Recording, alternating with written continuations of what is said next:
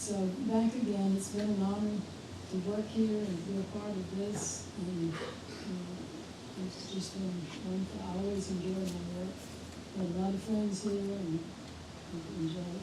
And I want to ask anybody that was here when it was the sanatorium, would you please stand to recognize? I know we have Ms. Ernestine Bass.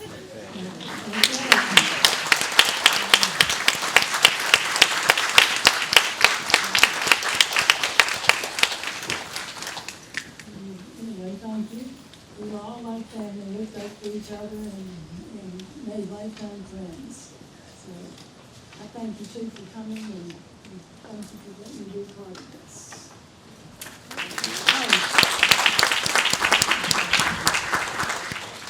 Any of you want to follow that? We have copies at the Berkeley Library.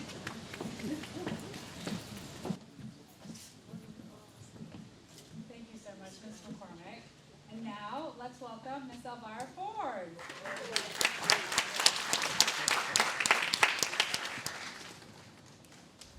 Good afternoon. Good afternoon.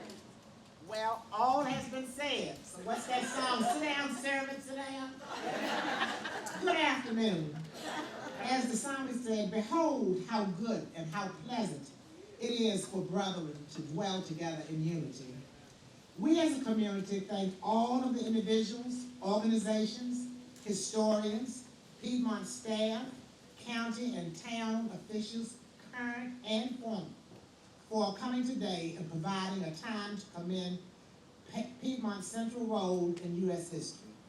This is a time to reflect on the past and use earlier lessons to imagine and work toward a better future. Today we honor the Americans of the Piedmont era who contributed to history. As we gather here today in salute of the Piedmont community, fond memories flow throughout our minds. This marker reminds us of the love, memories that are ours forever, and remembrances of grief, courage, and a source of hopefulness of things to come at Piedmont. As we think about our Piedmont family, we remember them as devoted people that changed lives forever. People who were God-fearing, hard-working families, church leaders, community leaders, unwavering medical professionals who worked with a dangerous medical condition at that time, probably akin to COVID. Role models, former patients who became our neighbors, memories of the times we laughed, the times we cried, the times we were angry with each other, the silly things we did, and the caring, comfort, and joy given to many. We thank God for the gift their living brought to each of us. Memories where Black life was sustained, fortified, respected, and successful. Such is the story of Piedmont. Today we reminisce about a community that risked the lives of themselves and their families to heal the sick. Burkeville, a place that has taken everybody that nobody wanted, from those with tuberculosis, to the mentally ill, to the incarcerated, to those infested with drugs, to those with inappropriate sexual behaviors. All we can say is, but God. Today's celebration honors the community of Piedmont and stories that unite us. Perhaps Dr. King said it best. We must come to see that human progress never rolls in on wheels of inevitability. It comes through the tireless efforts and persistent work of men. Piedmont, 300 acres of the world's best kept secret. The Negro organization founded by Dr. Robert Russell Moton, born in Amelia, and president of Tuskegee Institute, was a leading group pressing for tuberculosis facilities for blacks, along with many supporters. The original men's building was named in his honor. Initially, Piedmont was made from the wooden buildings of old barracks from Fort Lee. Piedmont served as a fallout shelter for this area. Piedmont, a place where many fell in love and got married. Piedmont Sanatorium accepted children and adults alike, where the greatest complaint of the patients was too much fresh air and homesickness. As it mentioned about the rejection of many sites, we had an undercover deal coming to Burkeville, Piedmont Sanatorium, because nobody wanted that facility in their community. What was intended to be evil turned out to be good for us. Many local community members contributed to the building of Piedmont. Some patients are buried across the track at the Olive Branch Cemetery. A town within a town, that's what Piedmont was. We had the pond. I guess we can't fish at the pond no more. Business offices, religious services, the Glee Club. As a matter of fact, the Glee Club from Piedmont was the first singers to broadcast on WRVA. We had a laundry, library, dairy, farm, classrooms, a dental office, operating room, x-ray department, a laboratory, garden, kitchen, dining hall, boiler plant, auditorium, chapel, teachers, movies, store, beauty parlor, barber shop, post office, outpatient chest clinic, our police, and many therapists. Most of the initial furniture was made by local carpenters. The policy of Piedmont was to employ its own former patients. Piedmont Sanatorium School of Tuberculosis Nursing, 1919 to 1960, and Piedmont School of Nursing for Licensed Practical Nurses, 1961 to 1967. We are now really trying to get a list of all the licensed practical nurses who attended from 1961 through 1967. Nottoway branch of the NAACP in June honored Piedmont, and many of those came and were excited and have extended great wishes for today for all of those. And we've made some connections with some of those that graduated from the tuberculosis hospital. So we're trying to get an accurate account of everyone. When I think about the nursing schools, I think about rules, and rules. The nurses' dormitory was loved by the community children.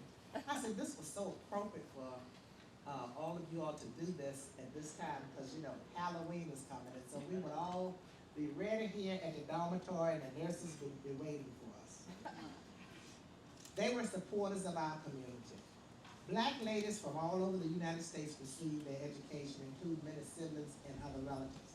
For example, my aunt, my mother, and cousin graduated with the class of 1942, 1951, and 1963 respectively. As to show you how big and the impact you all have had on the world, my girlfriend moved to California, and she said she decided to join a church. And when the people asked her, she said, "Oh, well, you all won't know where I'm from. I'm from a little town called Burkeville." And the pastor's wife said, "I graduated from the nursing school." These nurses have contributed to many occupational fields to include academic, military, medical facilities, business owners, professors, the list goes on and on. Did you know that Piedmont provided midwife certificates and training? And many of the patients attended the school. I have with me today a shirt from the Piedmont Nursing alumni. They have had alumni, and also the first reunion that they had. You all remember Miss Hall and Dr. Scott and Reverend Lomax and Miss Patterson, and all the list goes on and on. But the biggest thing is that we were a family. The association provided many scholarships for those entering nursing. But I don't want to leave out Piedmont Geriatric Hospital #1, I call it. when we were transferred to the State Department of Mental Health and Hygiene. And it was renamed, a lot of people don't know, Piedmont State Hospital. But all the mental health trainings to transition made us become a major training facility for a lot of universities, colleges, and vocational schools in this field. Now, Piedmont Geriatric #2 is where we are now, operated by the Virginia Department of Behavioral Health and Developmental Services. And we are so happy to be one that can treat our elderly. It's on their backs that we have climbed, and we should always remember that. Piedmont, the survivor. You know, word leaked out that Piedmont was going to be closed, and cited that leak was from somebody here. Thank you, Jesus. And at that time, the Piedmont Geriatric Association was organized to oppose the closure, and with the help of many government officials, state and local, community leaders and organizations, and most of all, the good Lord, Piedmont still stands. If any members are here at the Piedmont Geriatric Association, will you raise your hand, please? Some may have left. I saw them here earlier. So as I close, I would just say, the next time that you ask where you're from, and you said Burkeville, and they said to you, where is that? Give them a big history lesson. Let us not forget, as we move along, the most important words. The 6 most important words: I admit I was wrong. The 5 most important words: you did a great job. The 4 most important words: what do you think? The 3 most important words: may I help? The 2 most important words: thank you and I'm sorry. The most important word: we. The least important word: I. Thank you, and to God be the glory.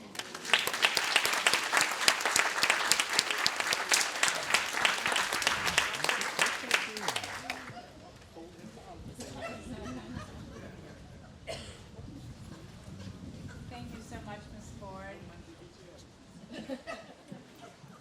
It's been such an honor to hear about so many folks who have walked on these grounds for so many years. But many of them were not able to be here with us today, and many have passed.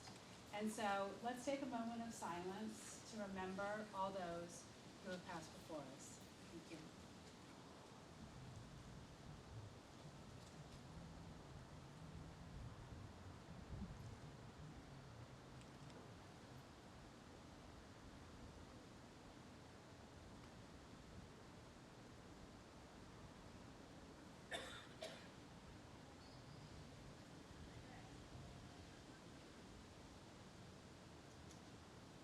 Okay, thank you all. So now, it's time for the important stuff, the big reveal that you all came here for. So, I would like to invite to assist in unveiling the historical marker, Ms. Ernestine Bass, Mr. Simon Greenhill, Deputy Commissioner Angela Howell, and Dr. Molly Ozell. We dedicate this historical marker to the many women and men who have served at this facility and on whose legacy of excellence we continue to build.